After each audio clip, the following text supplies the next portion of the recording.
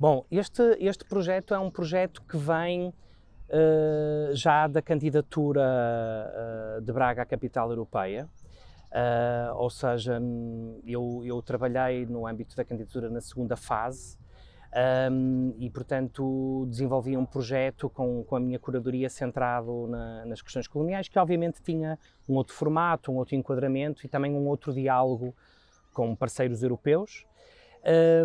Tendo em conta que Braga, como nós sabemos, ao longo desse processo, acabou por assumir este título de capital portuguesa em 2025, capital portuguesa da cultura, entendeu-se que esse era um projeto para reestruturar, repensar, mas que deveria ficar integrado na programação deste ano. A ideia deste projeto o nome do projeto parte de uma pergunta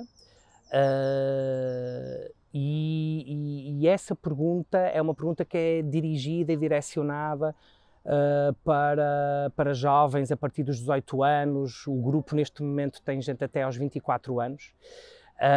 Que neste momento têm uma relação com Braga, estão a viver em Braga, seja de uma forma transitória, temporária ou até com muitas ligações, em alguns casos, à universidade, ou então pessoas que têm uma ideia mais permanente de habitar a cidade. E porquê trabalhar com os jovens estas questões? Estes jovens têm esta relação com Braga e têm em simultâneo todos eles uma relação com os países de língua oficial portuguesa. É um grupo muito diverso e a ideia é exatamente que este grupo depois possa fazer o que quiser quando terminar este ano e quando terminar este projeto. É uma ideia então muito centrada em continuidade e muito preocupada, mais do que a visibilidade que o projeto possa ter, é muito mais do que é que pode ficar depois deste projeto e neste grupo de trabalho. Numa primeira fase, o grupo centrou-se muito na discussão em torno destas temáticas e, portanto, foram convidadas ativistas, pensadoras, artistas, 6 no total, para este primeiro momento de abordagem aos seus trabalhos, às suas investigações. Isto funcionou até dezembro. Em dezembro tivemos um primeiro momento de criação artística numa oficina com o Onjaki. E, portanto, estão neste momento ainda a ser terminados um conjunto de 9 contos originais escritos por este grupo, obviamente com a orientação e com o saber do Onjaki e a sua sensibilidade. Estes contos vão ser publicados num livro e estarão em diálogo com 3 ilustradores e uma ilustradora também, que vão fazer criações a partir destes contos. Este projeto entra agora numa nova fase, no próximo fim de semana, dia 4 e 5 de abril. O grupo vai trabalhar com um artista convidado, o Marinho Pina, e vai trabalhar a parte da oralidade destes contos. Vai haver uma apresentação pública, uma leitura pública destes contos, e entraremos numa fase seguinte, numa criação de uma performance. O projeto vai terminar dia 21 e 22 de novembro deste ano, com um ciclo, a que chamamos ciclo O que Fazemos com Isto, em que vamos estrear esta performance, em que vamos inaugurar uma videoinstalação do Diogo Gazella, que tem acompanhado todo este processo de trabalho, em que vamos, obviamente, lançar e apresentar este livro, e onde vamos ter também 2 momentos, 2 rodas de conhecimento mais ligadas a questões reflexivas e de pensamento, com variadíssimos convidados em torno destas temáticas. Serão, assim, 2 dias preenchidos, mas que será o culminar deste projeto que nos tem ocupado desde outubro do ano passado.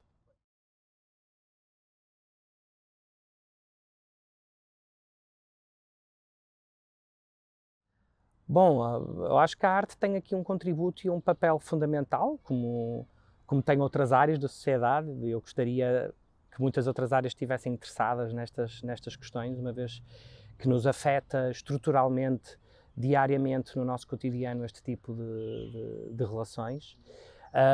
A arte tem aqui um papel fundamental de produzir, de criar, de imaginar realidades que ainda não são possíveis hoje, que nós gostaríamos que fossem, mas que ainda não são.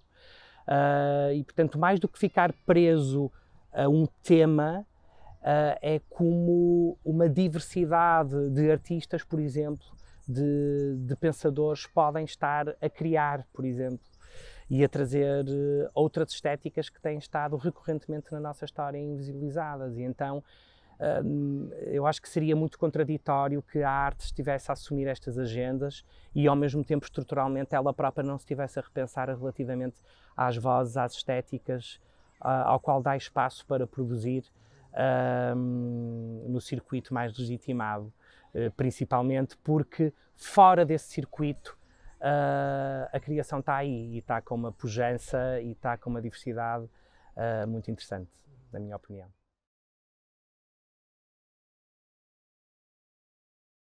O processo não tem sido um processo fácil, é necessário criarmos espaços de confiança, de suporte, de expressão de fragilidade, e isso é necessário na nossa vida em geral e é necessário também, e eu diria ainda mais, a arte e a criação artística têm a obrigação de ter cuidado com isso.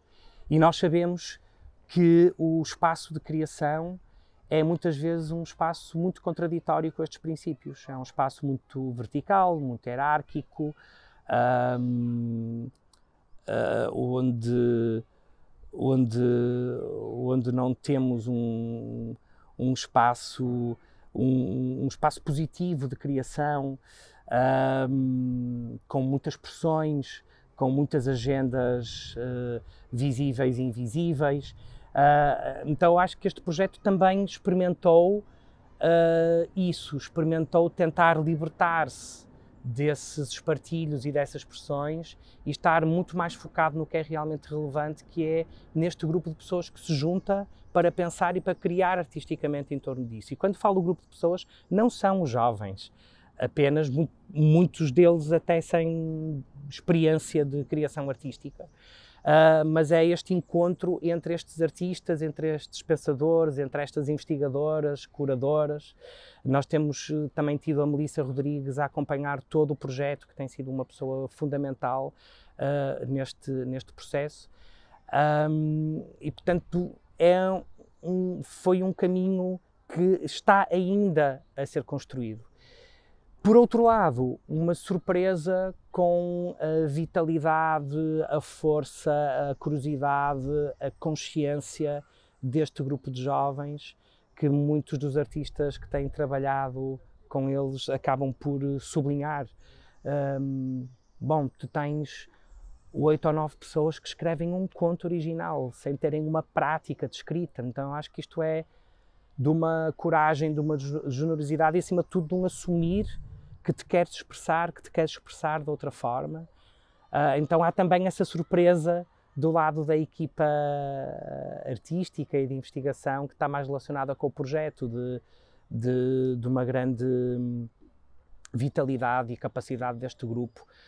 E isso também nos inspira muito para aquilo que pode ser o futuro, sem colocar uma pressão para determinado formato do que pode sair daqui, mas percebendo que há uma dinâmica já instalada que pode ter uma vida própria, e provavelmente esse é o principal legado deste projeto.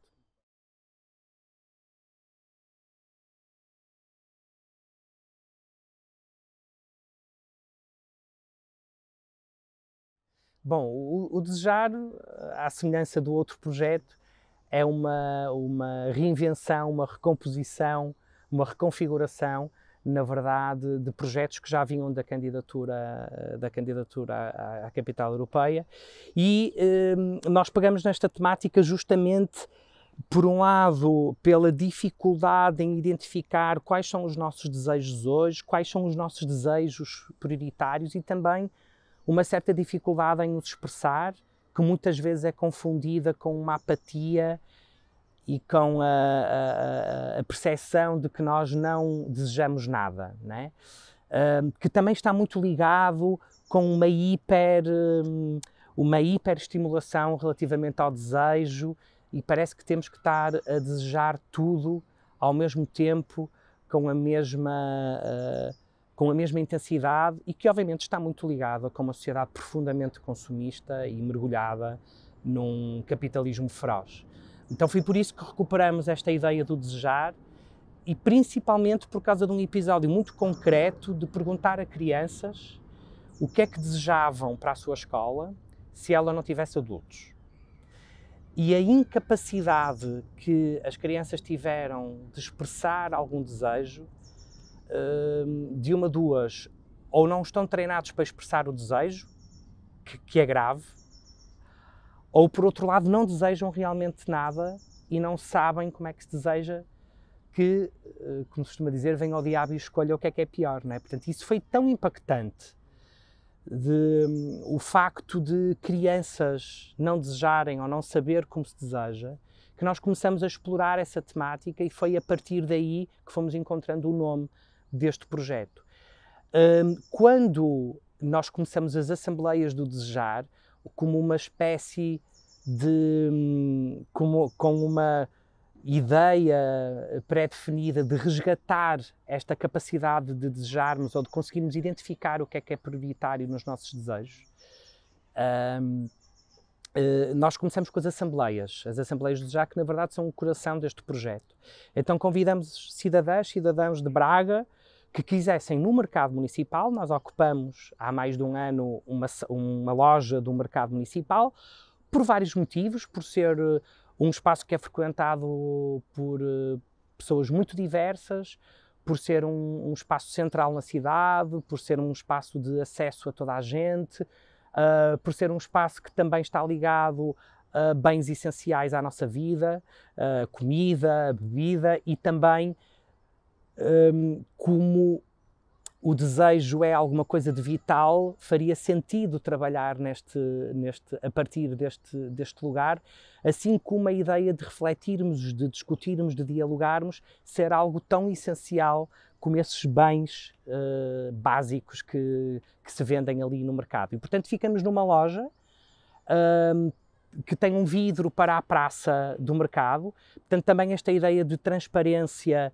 e de a discussão estar sempre aberta. Portanto, já passaram mais de 150 pessoas pela Assembleia, mas elas vão e vêm, e há pessoas que chegam a meio da Assembleia. Nós deixamos registado no vidro uma série de ideias que vão sendo discutidas, portanto, qualquer pessoa a qualquer momento pode resgatar o que nós estamos a discutir, e portanto esta ideia de um processo que é aberto, que é transparente e que não tem medo de se expor na sua construção. Portanto, esta é a base, respondendo à tua pergunta do porquê do desejar, e avançando já para esta ideia das Assembleias, e é a partir das Assembleias que nós temos vindo a construir todo o projeto.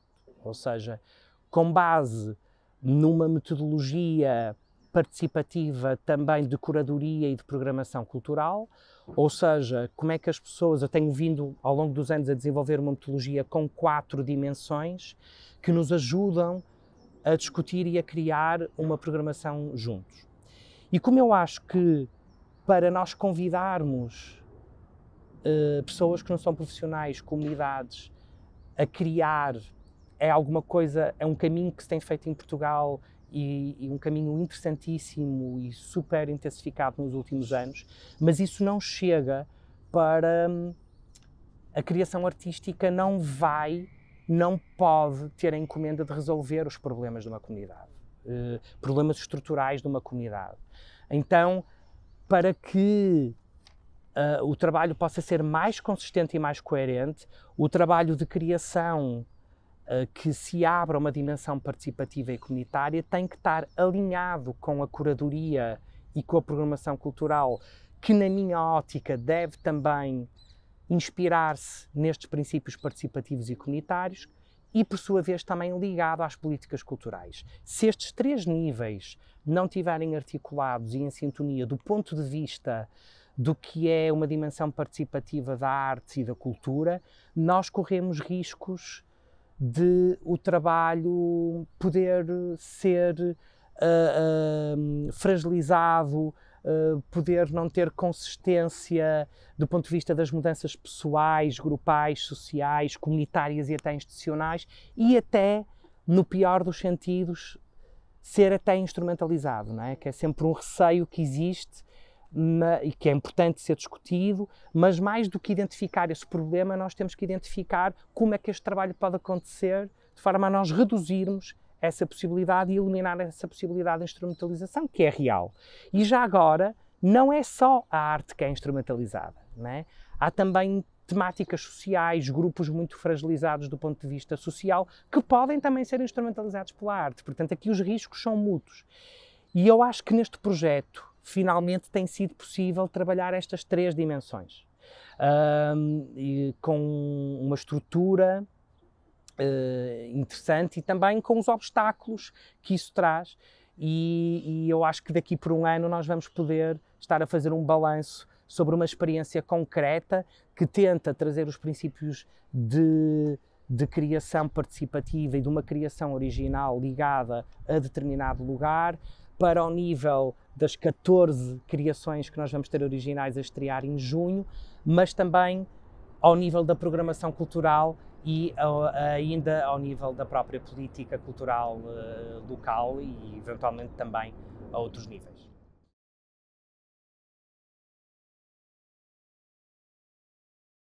Tem sido... Parece que às vezes a dizer estas coisas estamos a romantizar. Estes processos não têm nada de romântico, eles são muito difíceis, eles têm muitos impasses, eles têm muitas tensões, mas é a partir daí que efetivamente se consegue fazer de outras formas. Não tenho qualquer dúvida sobre isso. E o projeto obviamente não tem sido fácil, mas há uma força que ele tem relativamente a um núcleo de pessoas que é já muito interessante e muito positivo.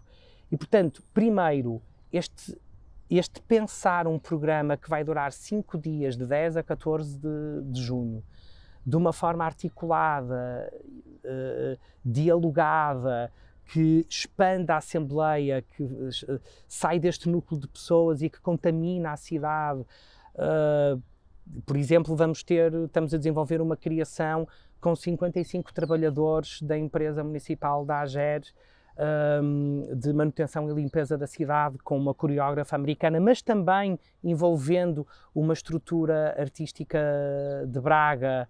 Portanto, há sempre este cuidado de colocarmos uma diversidade de intervenientes em lugares. Não me interessava a mim convidar apenas a Alison como uma coreógrafa experiente e com provas dadas nesta área. Interessava-me que ela dialogasse com, por exemplo, esta estrutura, este coletivo, a plataforma Pandemónio, relativamente aos seus processos de criação, e que o contrário também acontecesse e ao mesmo tempo pudessem estar a criar em conjunto com pessoas que não estão normalmente habituadas a ter uma relação com a criação artística. Ou, por exemplo, o trabalho que a Tânia Diniz está a fazer com mulheres tradicionalmente designadas como curandeiras e bruxas, e levantar todas as questões de uma discriminação relativamente a estas mulheres ao longo do tempo. Ou como o Cadu está a trabalhar com um coletivo que é Braga Ciclável, em torno de um percurso afetivo pela cidade a partir da vivência do que é andar de bicicleta no espaço público. Ou, como por exemplo, a Catarina Moroni vai trabalhar com um grupo de crianças e a partir daí, de uma escola, e a partir daí fazer um percurso no bairro das Enguardas e dar a perspectiva da cidade a partir do que é uma vivência de uma criança e não a perspectiva sempre do adulto, como acontece no que é a concepção e a dinâmica do que são as cidades. Tudo isto foi construído, desconstruído, desmontado, sinalizado como prioritário, os espaços que nós queríamos ocupar na cidade com esta programação, com que pessoas é que nós queríamos dialogar, que temáticas é que eram fundamentais ser abordadas na cidade, foi discutido na Assembleia, com a Assembleia, e continua esse trabalho, ele ainda não está encerrado. E chegamos mesmo a um nível de qualidade de relação, de pensamento e de compromisso destas pessoas com aquele espaço de pensamento, que foi possível que a própria Assembleia programar-se de uma forma totalmente autónoma aquilo a que nós vamos chamar o Palco Assembleia, que é uma instalação que está a ser construída com o Coletivo TIL e que reinventa a ideia do que é uma Assembleia hoje e onde todos os dias à noite vamos encerrar o Desejar com uma programação autonomamente, exclusivamente construída, sem qualquer tipo de interferência da direção artística com, obviamente que dialogamos, não é? Mas que foi autonomamente pensada pela Assembleia. Eu acho que isto dá pistas de um treino e de uma possibilidade de futuro. Eu acho que a Assembleia Desejar pode ser, depois deste projeto, aquilo que ela decidir querer ser. Agora, há conquistas feitas, que é as pessoas conhecerem melhor aquilo que fazem, conhecerem melhor a oferta cultural que a cidade tem neste momento, as dinâmicas que são criadas, provocarem-se para fazer coisas fora do contexto da Assembleia. Isso a Assembleia já conseguiu fazer e o projeto poderia acabar hoje, que eu acho que só por isso já tinha valido muito a pena. Há coisas que já estão a nascer para além desta programação que desenhamos juntos e de todas estas criações que estão a acontecer. Há uma série de relações, de outras formas de perspectivar a criação e o papel que a cultura pode ter na cidade que já estão a acontecer, seguramente.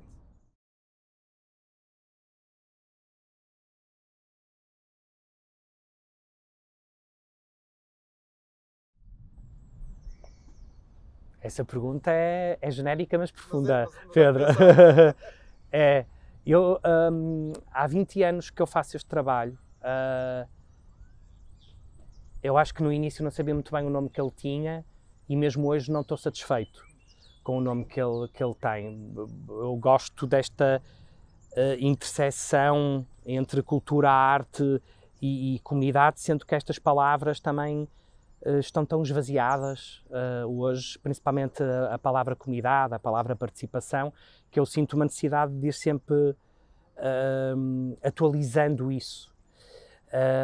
Elas são muitas vezes sugadas e utilizadas para dizer coisas muito longe daquilo que poderia ser um processo participativo onde nós nos sentimos eficazes, onde sentimos que a nossa voz é incluída, onde nós temos criatividade e espaço para criar outras formas de funcionar, onde nos experimentamos numa configuração social diversa, onde há diversidade de protagonistas. Acho que temos feito caminho desse ponto de vista e acho realmente que a cultura precisa de muito mais democracia. A forma como nós estamos na cultura precisa de descentrar de uma ideia muito afunilada, principalmente quando falamos do que é arte, e expandir essas possibilidades sem hierarquizar isso. Então, eu acho que tenho, acima de tudo, neste percurso, como perguntavas,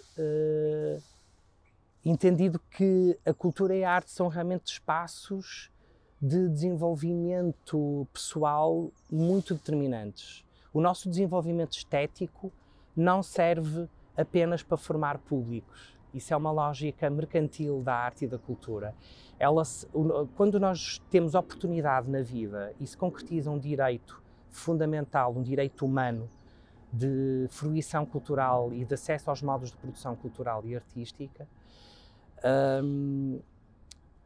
nós temos a possibilidade também de estarmos noutros contextos de vida e de sermos contaminados no nosso desenvolvimento emocional, no nosso desenvolvimento cognitivo, no desenvolvimento da nossa espiritualidade. Então, a cultura e a arte não têm, como muitas vezes se dá a entender, apenas um aspecto decorativo na nossa vida. Ela interfere no nosso desenvolvimento global enquanto seres humanos. Então, eu acho que a grande aprendizagem tem sido perceber que isso não é uma coisa que está só escrita nos livros e que há pessoas muito inspiradas que nos explicam isso de uma forma incrível. Em cada processo, em cada projeto, em cada instituição com a qual eu colaboro e que se quer reinventar e que se quer abrir a outras pessoas e quer fazer as coisas de formas diferentes, eu sinto esse poder incrível que a cultura tem para fortalecer as democracias atuais, mas ao mesmo tempo também o caminho ainda tão grande que nós temos que fazer para trazer mais democracia para a cultura e para a arte. É, portanto, um caminho ainda com muito por fazer, mas também nós temos que celebrar já muito daquilo que se tem feito. Então, eu diria que a grande aprendizagem é que a cultura e a arte jamais está separada da vida. Ela contamina os nossos cotidianos de manhã à noite, com todas as pessoas. E eu tenho muitas vezes, sem romantizar, mas eu tenho provavelmente tido das experiências mais impactantes com pessoas que não seria esperado que fossem as mais vibrantes e as mais criativas. Então é uma respiração este trabalho para mim, é uma forma de estar na vida. Muito obrigado. Obrigado eu. Obrigado.